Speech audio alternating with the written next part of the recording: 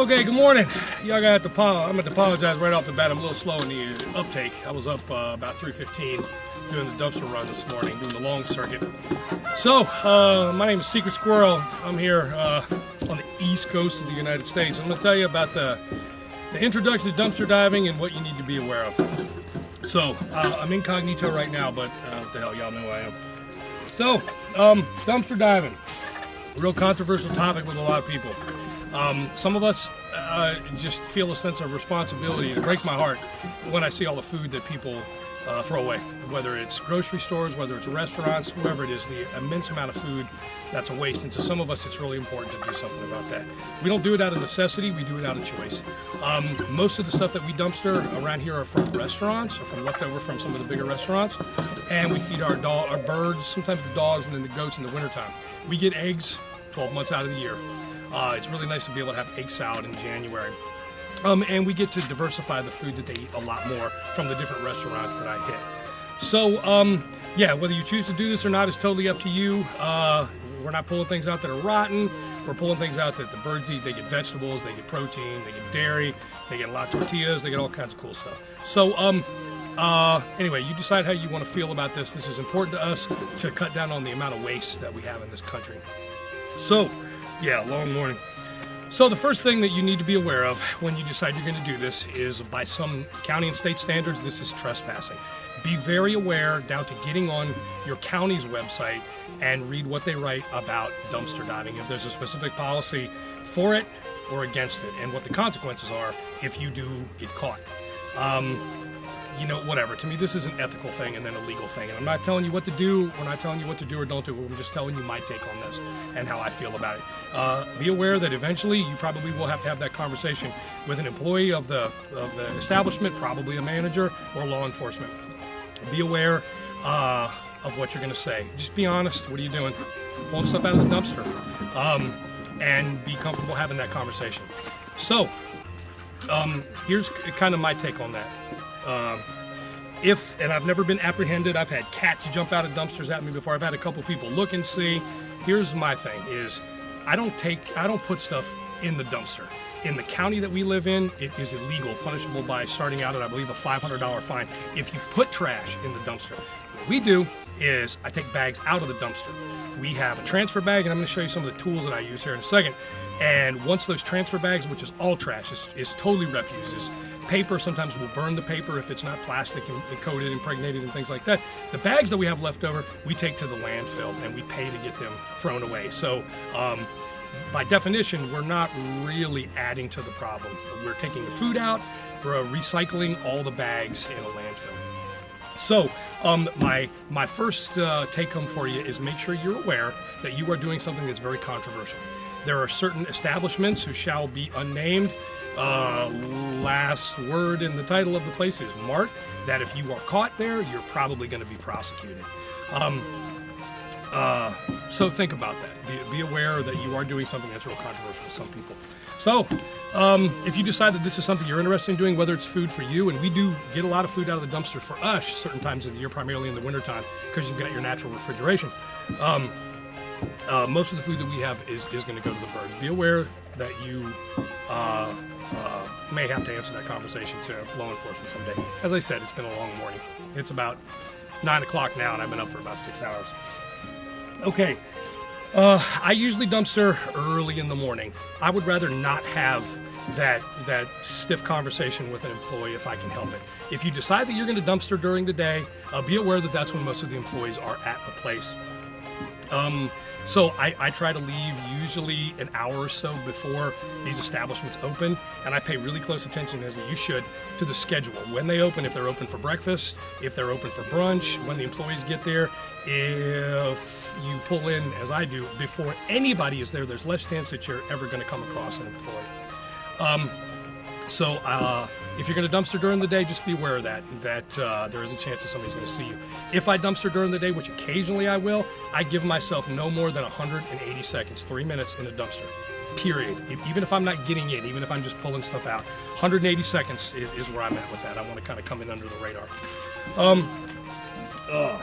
Pay attention to, if you have the opportunity to do this and you've got some time and some patience, to when their delivery times are. when the trash pickup is, the last thing you want to do, and I've had this happen a couple times, is to be backed up to a dumpster in a very narrow kind of loading ramp and have one of the big delivery trucks come in. That sucks. Yeah, I've never had to answer any questions, but I've definitely gotten some really sideways looks. So try to pay attention to when the certain delivery trucks come in, what times and what days their trash pickup is. I try to come right before the trash pickup, so I know there's probably going to be some stuff in the dumpster, and try to coordinate it after the delivery trucks come in, because if there's stuff on their shelves that's close to being expired, they usually throw it away. So pay attention to what the specific target you're looking at, not the store, but the target's schedule is, so you'll know when's the most beneficial time to go. Summer versus winter. In the winter, you get natural refrigeration. Stuff can last in a dumpster a lot longer, whether you're eating it or whether you're feeding it to animals. If you decide you're going to eat stuff out of the dumpster, just be aware it's stuff that was discarded by design, whether it's expired, whether there's a hole in the box or whatever, so you are taking a chance. Don't make yourself sick. If I look at something that's at the bottom of the dumpster with that primordial sludge, I don't pick it out, whether I'm feeding it to anybody, all that crap that's left over from everything that's thrown away. I try to only pick stuff that looked like it came right off of the shelf or something that's relatively clean. In the wintertime, you got a little bit more breathing room. In the summertime, I don't recommend getting dairy, getting meat, getting anything that can spoil. Your packaged things that are dried out, it's your call. But remember, this is still a chance. If you're going to take something out of here and eat it, if you get sick, it's on you. You can't blame it on anybody else. Questions so far? Okay, so tools. There's a couple things that I recommend that you get. One is a jacket that you don't mind getting really, really dirty. And I've had the bottoms of some bags bust out on me before. Some of the stuff that comes out of those buffets, I don't even know what color some of those sauces are ultimately. But get something you don't mind getting dirty. I've got my dirt jacket, my dirt and mud jacket. You need a pair of dumpster talons. I don't usually get in a dumpster because I usually do this by myself. So I need to be able to extend the reach to be able to grab stuff out. You can get these at any decent hardware store. They're only a few bucks. Get a pair of dumpster talons. If you want to get in a dumpster, again, that's on you. Get some shoes with some traction.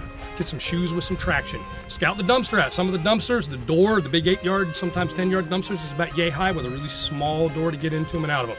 I'm not a gymnast, so that's kind of hard for me to do. So I will pretty much only pick stuff out that I can reach. You need your pair of dumpster talons.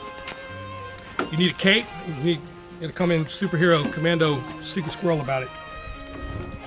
You need a headlamp. Make sure you check the batteries pretty regularly on your headlamp. I've had this happen before where I'm pulling stuff out of a dumpster and I forgot to do it and the battery dies. Trying to do this with your cell phone and seeing what's in there sucks because then you only got one free hand. So get a good headlamp. Pair of good gloves for transferring all the food. This day is not starting off good. Transferring all the food when it's really, really cold outside. So only a few things that you need. I would recommend, at minimum, a headlamp and a good pair of dumpster towels, a good pair of tongs.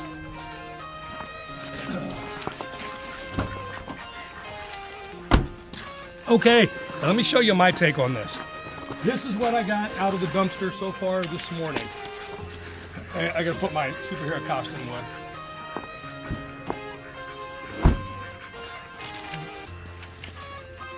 It's always a surprise at the board, eh? So, we got really fortunate this morning. While I was coming back, I got a deer too, which I am going to call the Department of Natural Resources in the state I am in.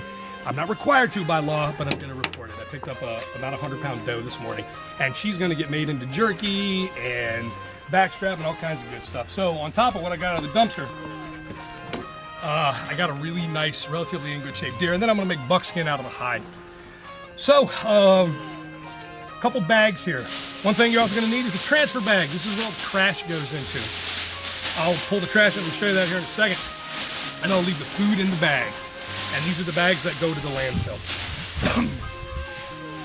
So, a couple little things that I've found out, and if you do this enough, you'll start to get really good at it.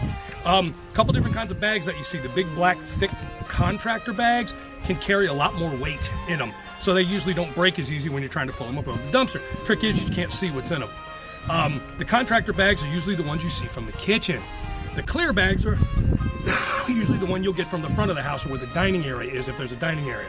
Kind of a rule of thumb with me, whether you can see the bag or not, if you pick it up and it's heavy and it doesn't go cling, cling, cling with bottles in it, there's probably food in it. If you pick that bag up and it doesn't weigh anything and it's full, it's probably just paper. If it's a clear bag, you can get a pretty good idea of what's in it. And I've been able to break this down to where in the kitchen these bags come from. Whether they're coming from the prep cook, whether they're coming from the line, whether they're coming from the dishwasher area, just depending on what I see in them. But rule of thumb, if you pick that bag up and it's heavy, there's probably food in it. If you pick it up and you hear a metallic or kind of a glass sounding cling to it, it's probably from the bar area. From the bar area, you usually don't get a lot of good stuff. It's just a lot of paper, a lot of bottle caps and cigarette butts and things like that.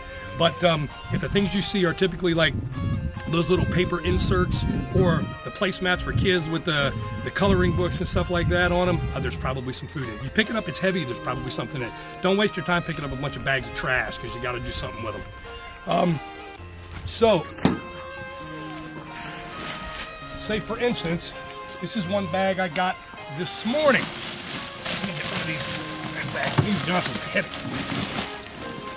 Sorry, Mama. Okay. Judging by the smell, this was a very specialized restaurant, and it was seafood night last night. Damn, this smells really good. Wow, that's pretty impressive. So, I'm gonna grab my transfer bag. And I'm gonna start going through it. The amount of waste in here constantly baffles me. Constantly baffles me. Come here, buddy.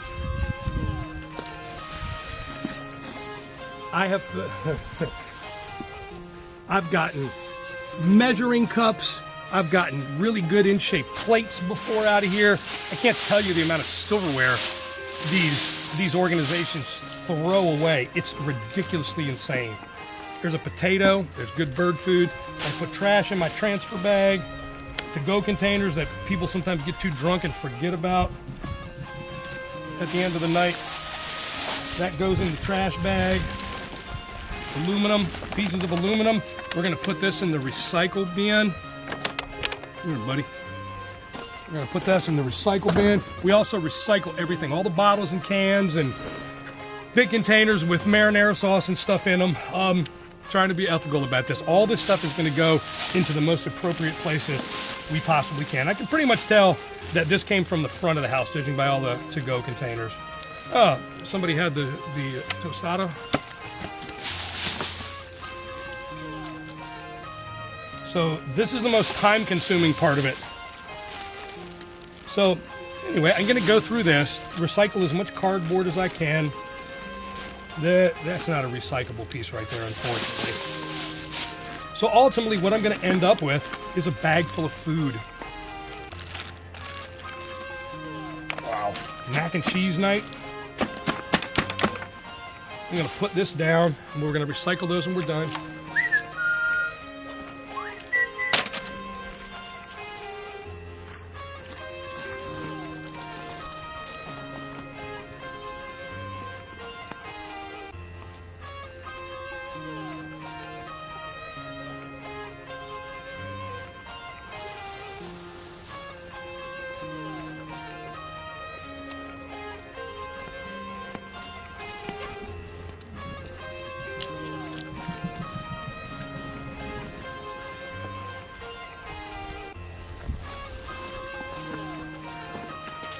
How many goats have mac and cheese for breakfast?